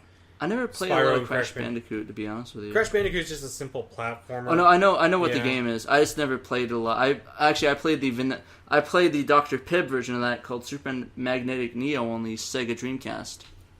Or the what is it, that M&M game where you get to play and it's just like Crash Bandicoot. Oh, like it's the M&M game. Like the rapper? Yeah, no, M&M, the M&Ms. Oh, okay, the yeah, candies. no. I gotcha. That'd be a pretty interesting game. M&M and platformer. like you do the same spin and it has the same sound. Anyway, Slim Shady. Yeah, exactly. But no, Crash Bandicoot's gonna be rebooted. I hope it's gonna be awesome. If they redo it and have the same gameplay style like they did in the originals, people are just going to just die from excitement. So is it a reboot or is it a? I think it was a remake. It's supposed to be reboot. I don't know. Yeah, I don't know. I heard conflicting things. It's either a reboot or a remake. Yeah, I personally think that it may not hold up, but we'll see. Some of the reboots that companies have been making have been pretty amazing. So. Yeah, I'm pretty sure it's gonna be. Hopefully, it's gonna be great. Is it Naughty Dog that's doing the reboot, or is it somebody else? I believe it's Naughty Dog doing it. Oh wow! Because the fact I haven't played Uncharted 4 yet, but I believe my sister texted me saying that Crash Bandicoot was in it. Like they had you play Crash Bandicoot in the game. In what game? In Uncharted 4. Oh really? Is it so like you're playing as Drake and like you're sitting on a couch and you play Crash Bandicoot as part of the game. Oh, that's pretty neat actually. Is it like the original one? Or? I think so. I haven't, like I said, I'm only on number 2 of the collection. So yeah, I can't. That's another game. I beat 3. I haven't beat 2 or 1, but I beat 3. It was good. I liked 3. It was Very a lot good of fun. games. Yeah. But there's that. So, but I guess next, we want to try to see, Microsoft before we make this go on for 6 hours. So, I don't know. We could probably do a 6-hour podcast. People will listen to that, right? Probably. Who knows? I would. I like podcasts. But there's that new Gears of War. That looks pretty damn amazing. Looks like you're playing as Marcus's son. Mm-hmm. And the trailer itself pretty much was... It brought almost tears to my eyes. I remember playing Gears of War. That was like at a pinnacle time in my life where games were very important to me. So it was on Xbox 360. I was in high school, and it was just a very important game to me. And to see it again was just like, oh, it's gonna be amazing. Yeah, I to be honest, I'm kind of the opposite reaction to it. I saw the trailer back in 2015 for it, and I saw the new one, and I kind of wasn't really impressed. It seemed like the same old, same old. You know what I mean? Yeah, but sometimes if it's done right, then what's the change? I mean, Gears of War 3 was pretty amazing. 1 was like a defining of genre, like the third-person perspective that a lot of games followed. Like they just had over-the-shoulder look, and then they did 2. They just kind of improved on it. So I'm excited to see it with the new graphics. Yeah, and one of the things I guess it's coming to, I guess they're actually announcing that there's going to be a lot of the games that are released that are coming to PC. Like I think all of them were, right? That's what I've heard. Yes, that if they do that for the Halo series, I will die.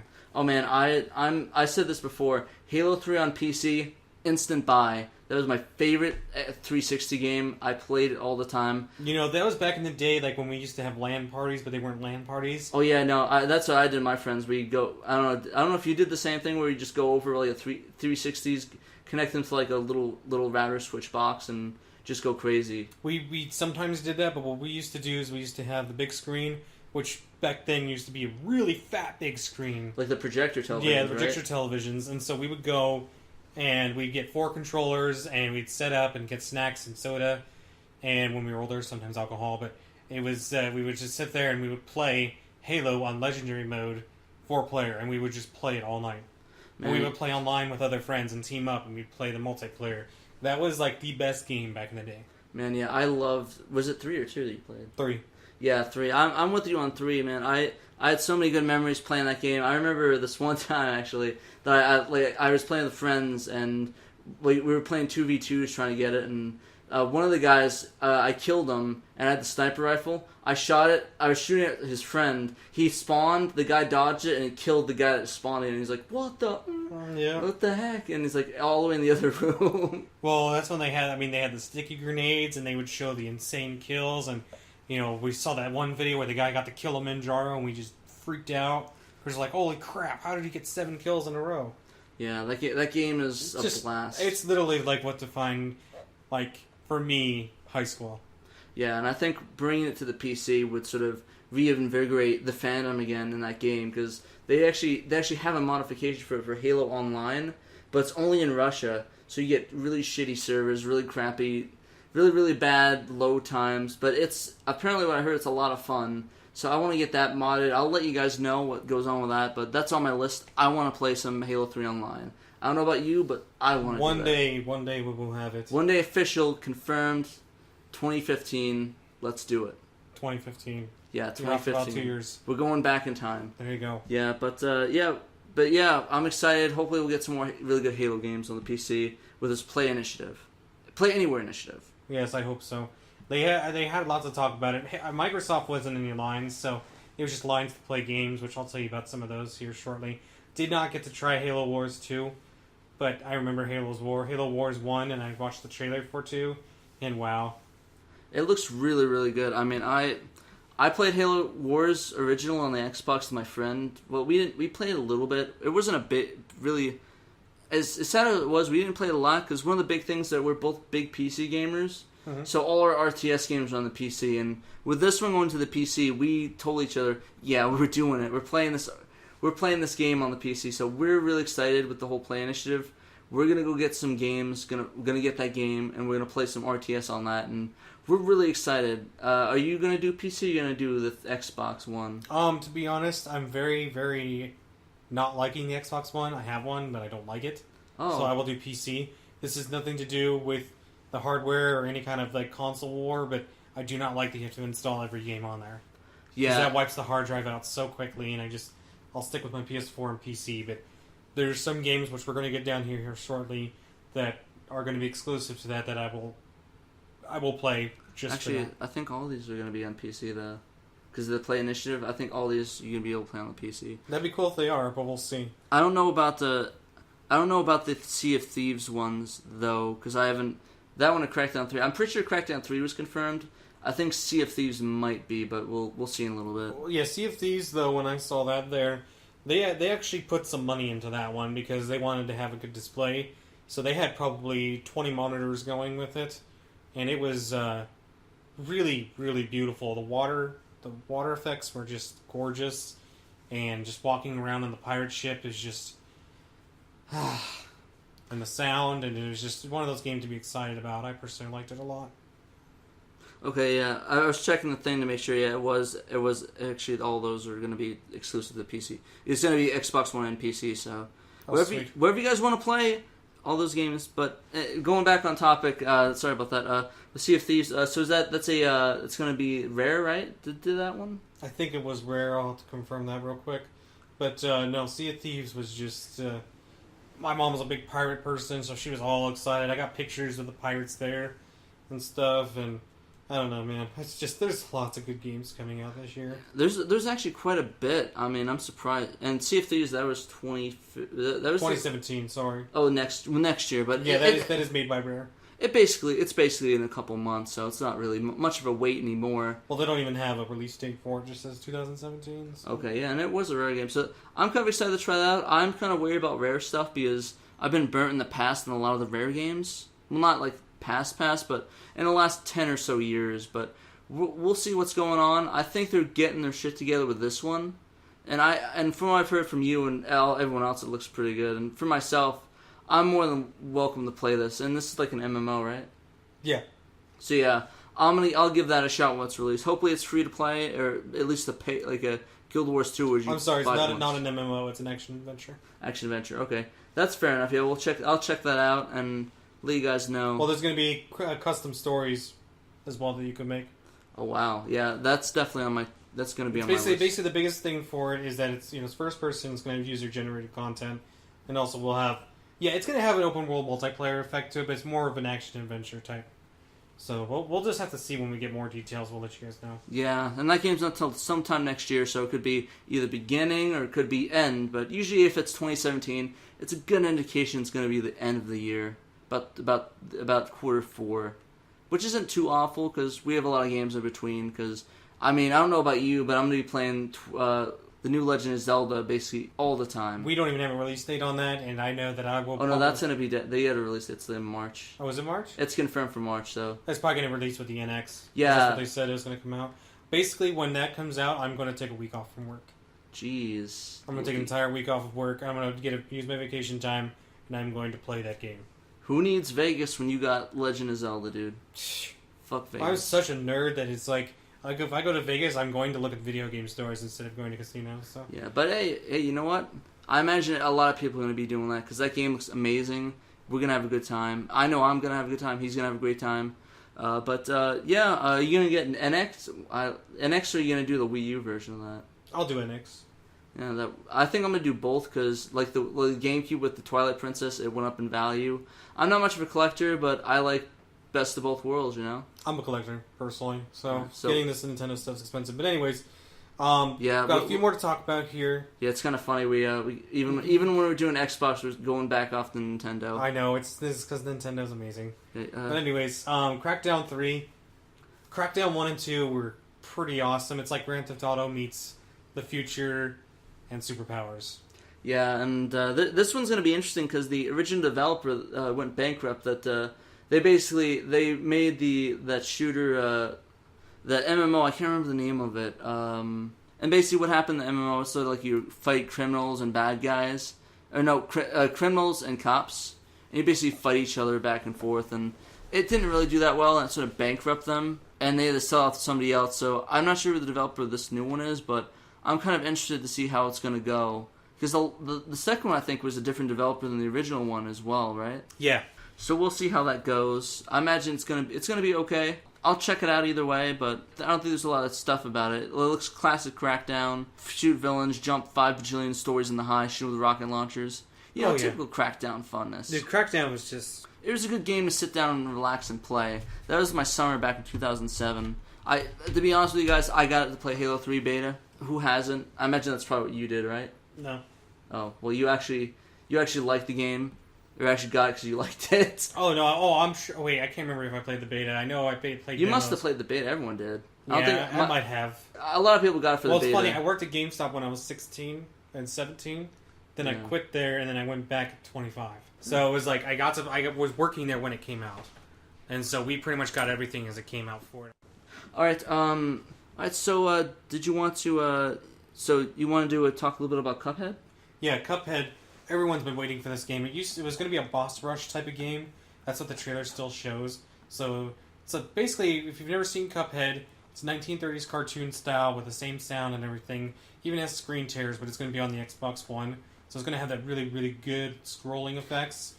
I actually finally got the chance to play it. And I was blown away. It's like Contra clone, but in 1930s cartoon, you play as a Cuphead. Multiplayer, run and gun.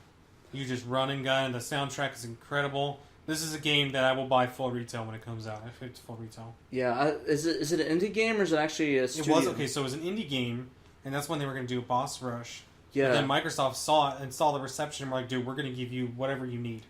That game. And so they made it a full game. The thing about those, it's really cool because I think the main catch of it, the main draw is that it's actually it's like a 1920s cartoon. It's so fluid that it doesn't really look like a 2D game, does it? No, I thought I was watching a cartoon.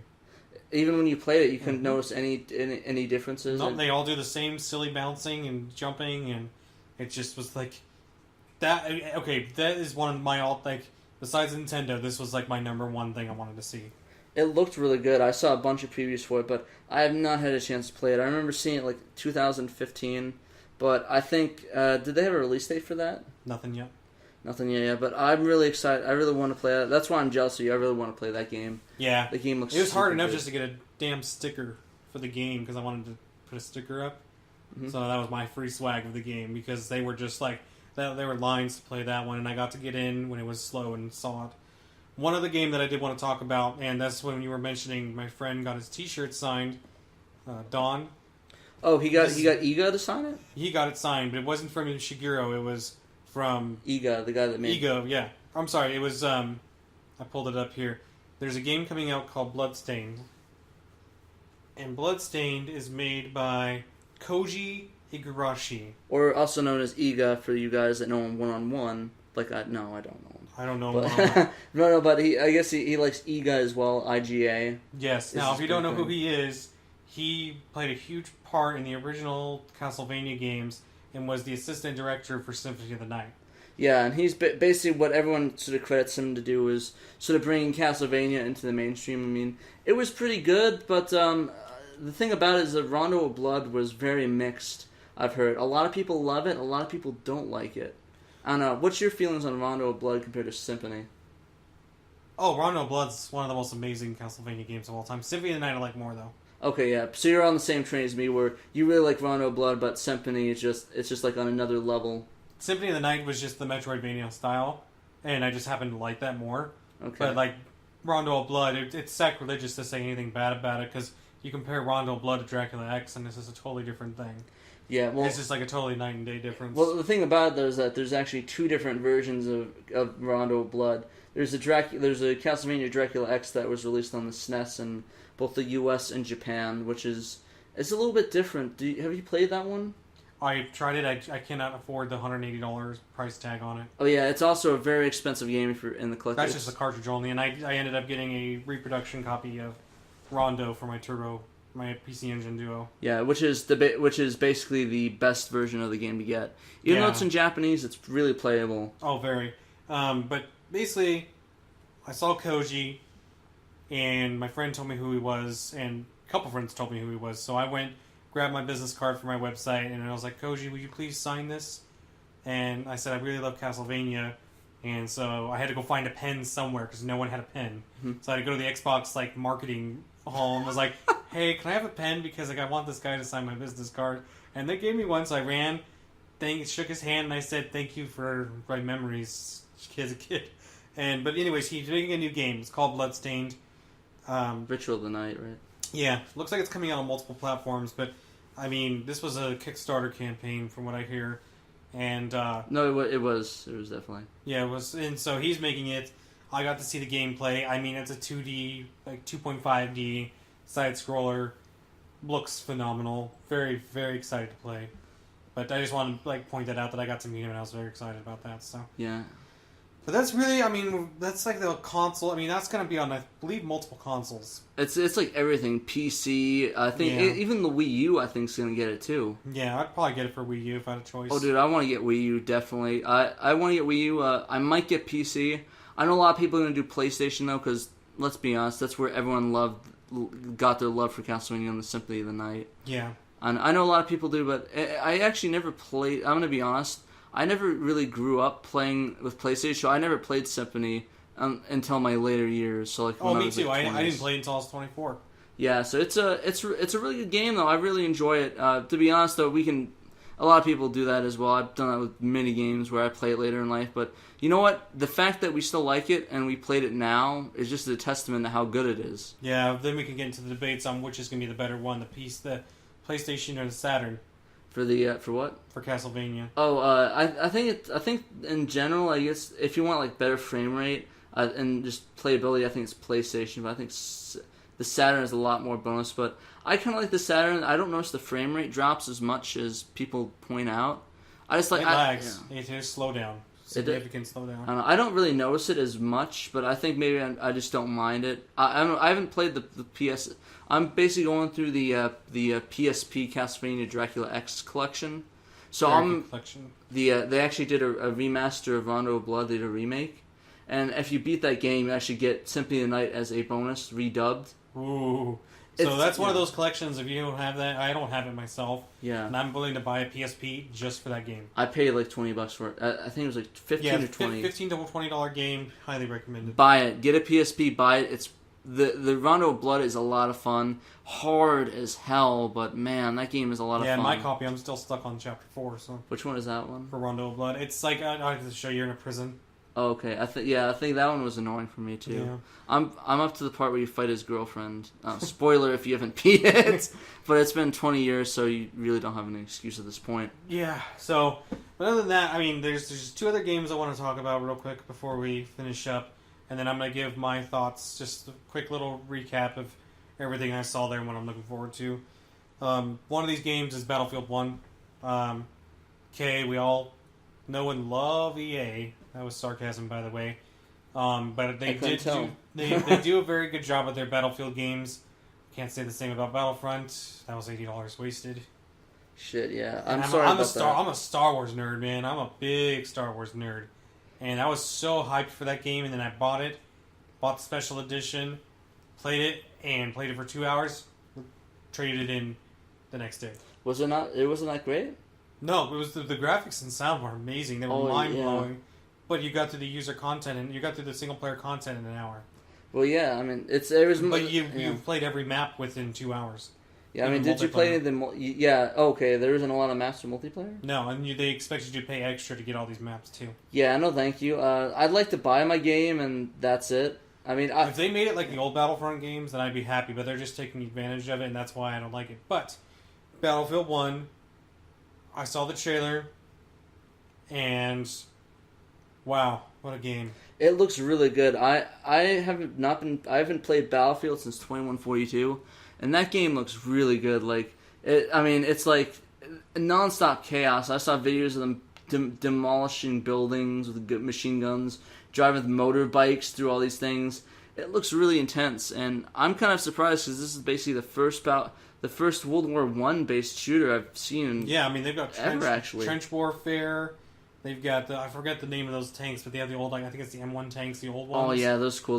The little fat one, the little fat bodies, the little heads. Yeah, and then they've got the Cavalier soldiers with the swords.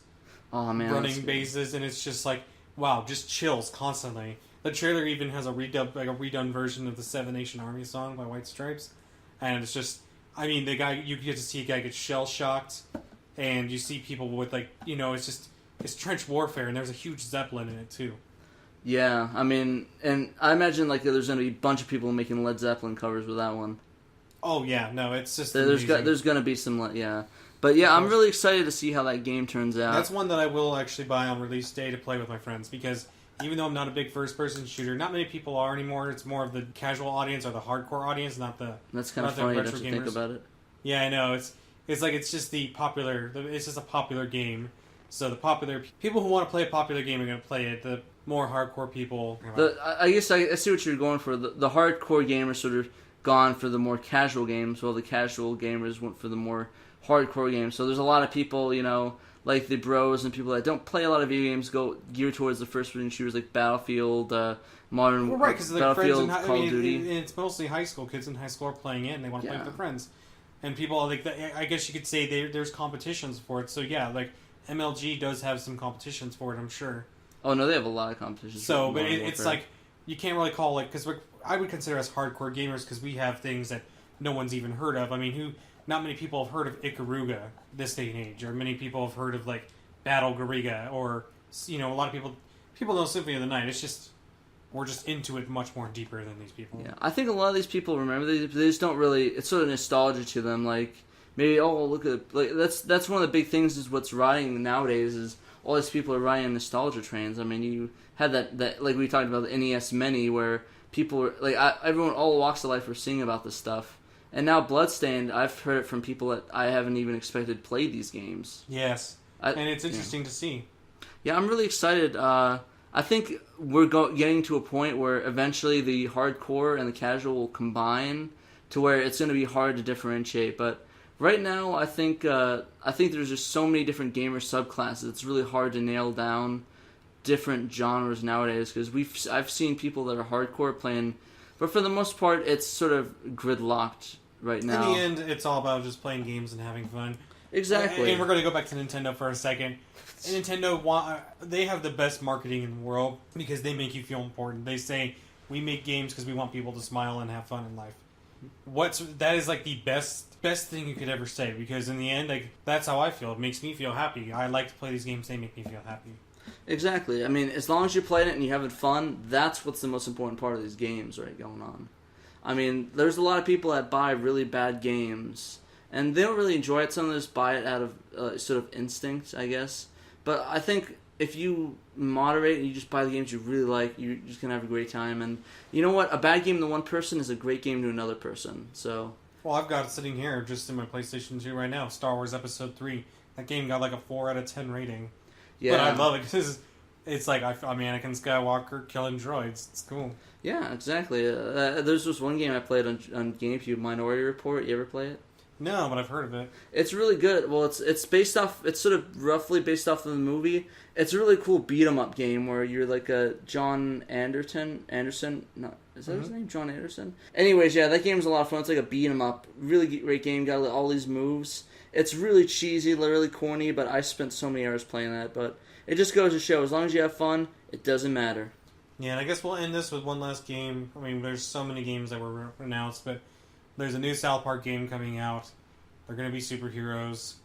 It's going to be awesome. If you guys have played Stick of Truth, the way they made that game was just so well done. The games were awesome. I mean, it's sort of like the way that they're doing with Cuphead, you know? They actually finally got the TV show formula down 100%, where it's like actual 2D drawings, and it looks like it actually looks like the TV show. I mean, it's like you're watching the TV show, but you're controlling it at the same time, you know? Yeah, they're doing a good job with it, and I'm excited to see what this, because Ubisoft is going to make it. Yeah, and it's really crazy what they did, because even with the first game, there's so much lore. Apparently they have like a 500-page script because just based off that game. It's ridiculous how much they put into these games, and they're so like over the top too, and not a kid's game, that's for sure. Oh man, no! If you like South Park, you love it. They have so much lore, so many references. It's crazy. Like you could just go into different buildings and you see different references. I think in the first game you go into Cartman's room, they have the Osimo shirt in there, the Osimo costume. a lot of little references like that, and it's really good. To be honest, I've gotten out of South Park, but I think I'm gonna give Stick of Truth a shot because I haven't tried that one myself. Man, I'm really bad at not playing these games, but I'm gonna give that one a shot. I'm gonna see how it is because I think they're still doing the thing where you pre-order the new game, you get the first one, or did that end already? I'll double check that. I don't know if that's still current. Yeah, but if that's still there, I'm gonna try that out. I'll try Stick of Truth, and I'll give Fractured Butthole a try. I'm not a big fan of South Park anymore. I've really gotten out of it, but I still remember the original lore enough. I've watched like almost all the episodes up to. I think it was like the last one I watched was the World of Warcraft one. That was like 2007. Mm-hmm. Wow, that's almost 10 years. Can you believe that? That's amazing. I remember when that was new. I was like, wow, holy crap, this is so funny. Good stuff, man. Yeah. Well, I guess in the end, what I'm excited to see, just a few things, the titles probably not heard of. I'm going to pull up my list here, but one in particular is there's Recore for Xbox One. That one looks pretty good. Don't have a lot of information on that yet. I didn't get to play it.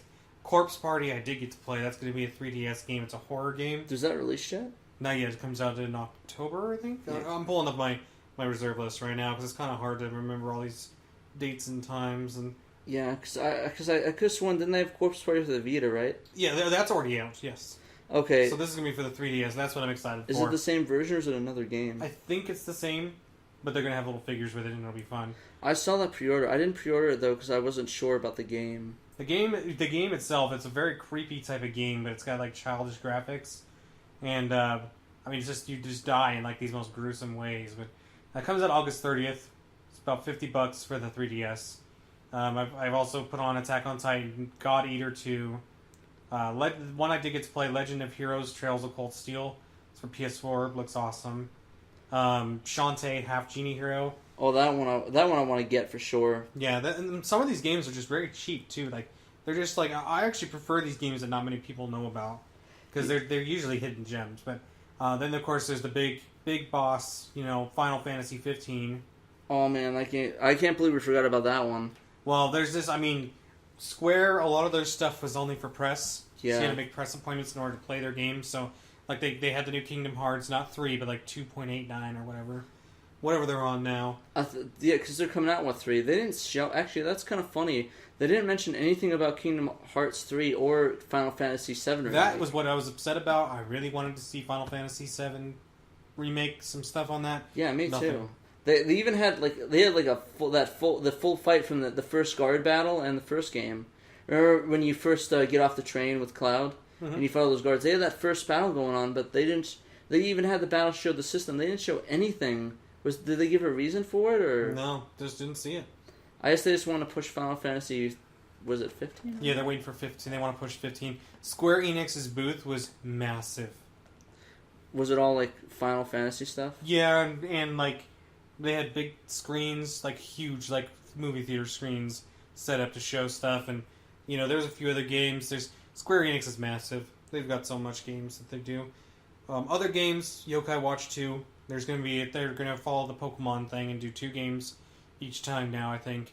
So this is Bony Spirits and Fleshy Souls. I think there's only one version of Yokai Watch 2 in Japan though, right? I don't know. I have not. Because I looked online. I could be wrong. I haven't played the first one yet because I was waiting for the price to go down because it's kind of in the middle where it looks kind of too kiddie-ish for me, but yeah, I was sort of in the middle about it, so I'm waiting. waiting until it's gonna get to 20, then I'll pick it up. I think it's about 20 right now if I go probably GameStop. One game I actually forgot to mention, Retro City Rampage. I did play that. Yeah, they actually I picked up. They actually did a new a re-release of that, the physical copy for the PS4. I got it. I bought it, but I got it because they actually come in with a PSP setup. It was originally supposed to be for the PSP as well, but because they stopped the UMD manufacturing, they ran out of time. So what they're doing is they're giving you the box for it, the display, the disc art, and they're gonna give you a digital copy of that game. Really? With the new remaster. So I played it on 3DS. Yeah, I don't. Did they have? Was it physical for 3DS or was it only download? I think it was download only. Natsume was at E3, and so I went to their booth and played some of their games. The Wild Arms. Actually, that was kind of funny. I was about to bring them up because they apparently had a giant booth as well, right? It's pretty big. I mean, not as big as like It wasn't as big as you thought it would be, but it was big enough to where people were there. Did you get any swag from them? I did. I got a figure and I got a Harvest Moon bag. Okay, yeah, because they had like a little plush thing, right? Or was it? Yeah, it's like an Android type figure. Yeah, that's really cool. But what did they have on display there? Harvest Moon, Wild Arms, River City Rampage, and I forgot the other one. They had another one. They're making a new River City Rampage? It's Tokyo Hustle? Oh no, cause it was River City Ransom for the NES, right? And this one's is it a sequel? I think it's a remake. Okay. It's got the 16-bit graphics and scrolling, and it looks pretty nice. It's not my type of game, but it looks wonderful. Yeah, I want to check that one out. I played some River City Ransom when I was younger, and it was a really fun game. It's a bit hard for me for some reason, though. Maybe I just suck at those sort of games. Yeah. Well, then there was... Well, I suck at them, too. It's okay. So it's going to be a crazy month for September. We have Legend of Heroes, Trails of Cold Steel, Recore, Dragon Quest VII, Shantae Half Genie, Final Fantasy 15, Yokai Watch 2, both of those. All those coming out in September. Yeah, I really want to try I almost said Dragon Warrior. Dragon Quest VII, because I'm getting into that series. I got 1 and 2 for the NES. Mm-hmm. I'm almost done with 1. I want to play 7, though. It was the 3DS, right? Mm-hmm. I'm kind of ticked off, though, because they completely just forgot about 10 in the US, which kind of annoys me. Yeah, I know. Because it's like, I want to play it. I mean, I think they're going to... Eventually, I think they're going to get they're going to get an English patch going on, and that's going to be good. But until then, it's like... It's been out since, 2000... 5 years now? And there's been nothing to be able to play that game. Yep. And it's like... I mean... I'm not sure well versed in the series. Do you know if it had a lot of story stuff in that one, or? Because I think all of them are like Zelda, where it's just like it's different stories. It's not sequel based. Mm-hmm. Right? Yeah, it's gonna be different stories. So I'll check that out. I always love Akira Toriyama's art. I love Dragon Ball Z when I was a kid. So I still do. I'll have to double check it. I have to ask a friend because he's playing it on his phone, the original. But yeah, there's Last Guardian. October. Dishonored 2 looks really cool. I did get the limited edition of that. Watch Dogs 2 looks great. Watch Dogs 1 was kind of a disappointment. Yeah, that in my opinion. Yeah, I'm kind of worried about this one. I think I'm gonna do what I did last year and play it by ear for that one. Yeah, I preserved it, but I did not do the season pass like I did last time because I didn't even use it. Yeah, that's the one thing I stopped doing. So the buying the game season pass things because I just got burnt before, so it's like, I think I'll just wait. Well, the ones you can really trust are like Fallout. Yeah, Fallout's pretty decent. Yeah, those are usually pretty good. Surprisingly, Adrift got canceled. I don't know what that's about. Wait, what? There's a game called Adrift that got canceled. That's kind of sad. It actually got canceled? Well, it was supposed to be released, and then the pre-orders were all canceled. Huh? It's in outer space, and it's only like a $15 or a $20 game. I remember that one. There's that's another VR one. Did they say it was canceled or just canceled the pre-order? They said my pre-orders were canceled. Yeah, so. They might have delayed it, and it might because don't they cancel it if it's like an unknown pre-order time or something? Usually they cancel it when it's canceled. Really? Mm-hmm. Okay, yeah. So that might be. I'll do some research on that and let you guys know. And finally, Persona 5. That's what I have right now. No Man's Sky as well, but there's yeah. That's a lot bigger than my pre-order list. Do you want to hear my pre-order list? Sure. Okay, my pre-order list so far. That's my pre-order list so far. So I'm basically a little bit. He has a little bit more games than I do on my pre-order list. So yeah, I really don't know if there's anything I really want to pre-order right now because a lot of the stuff I think I'm just gonna go pick up later. I think maybe Dragon Warrior 7 I might drop a pre-order for. Yeah, but all the games I pre-ordered are pretty much out. The new Tokyo Mirage Session's out. The Bravely Second, I got that one already. I did get the special edition of that one. That one looks fun. Like I said, I've literally got a backlog of over 1,000 games that I have not played yet. Yeah, so it's a pretty good problem to have. But it's when you're busy and stuff like that, you just got to find time to do it. Okay, so before we go. What are your plans for? I guess we'll announce that we're doing a panel at the Game On Expo by Mr. John Lester. We're going to be doing a panel on RGB gaming, PVMs, RGB components, RGB, all those etc. stuff. So we'll let you know how that goes. If you see us there, go to the panel. If you see us there, say hi. He's going to be having a panel. A booth, actually. Do you know what the booth information is so far? Or? So far, I just know that I paid the money for the booth. It's going to be an actual vendor booth, not a table like they have, like the artist tables. It's going to be a full vendor booth. I'm going to host tournaments. Tournaments will include Battle Gariga, Ikaruga, Game Paradise, Terra Diver, also known as Suiko Gurentai. Most of these are all shooters. Let me think of that last one. Is that other one that the weird anime one? Yeah, Game Paradise is that weird anime one. Oh wow, people are gonna love that one. People are gonna love the heck out of that one. And then there was Dodonpachi. We're gonna get some bullet hell shooter going on too. Yeah, but it's basically gonna be a tournament. First level, highest score wins. Tournament. We're gonna have first place be. It's actually gonna be a surprise. You'll have to see it when you get there. If you see our booth, and we'll post pictures when they come out. But they're custom, so cost me some money. Second place will be a $10 gift card to my web store or to my shop there, and then third place will be a $5 gift card. If you sign up at my booth for Facebook, and then you do the website, both the marketplace and the forums, then I'll be giving a 10% off coupon, any item in the store. Basically, we're launching our website. We're going to see how this goes, test it out. Very exciting. Yeah, I'm kind of excited to see how that goes. I'll be at the Game On Expo. I'm not famous at all, so I'm just going to be walking around. You're Patrick. You're famous. Yeah, I'm a starfish in the cartoon. And isn't it? Oh yeah. Oh no. I'm also going to be there. I'm going to have a booth. I'm going to be selling games and doing panels. I'm going to look a little bit different. I'm going to have black hair. I'm going to talk in a really thick Jersey accent. And I'm going to be a little bit more bulky than I am in real life. So, no, I'm just joking. That's Pat the NES Punk. He's going to be there. Who else is going to be there? Metal Jesus Rocks, Alpha Medicine. 8-Bit Eric Show. Did I say Happy Console Gamer. Yeah, I never watched a lot of his stuff. Yeah, I watched a couple things with him. I also watched Game Sack when they made fun of him. It was pretty funny. But Game Sack made fun of him? Huh? Game Sack made fun of him? Yeah, the Game Sack made fun of Angry Video Game Nerd, Metal Jesus. They made fun of a bunch of people, but they were nice about it. So, yeah, I never really watched a lot of that either.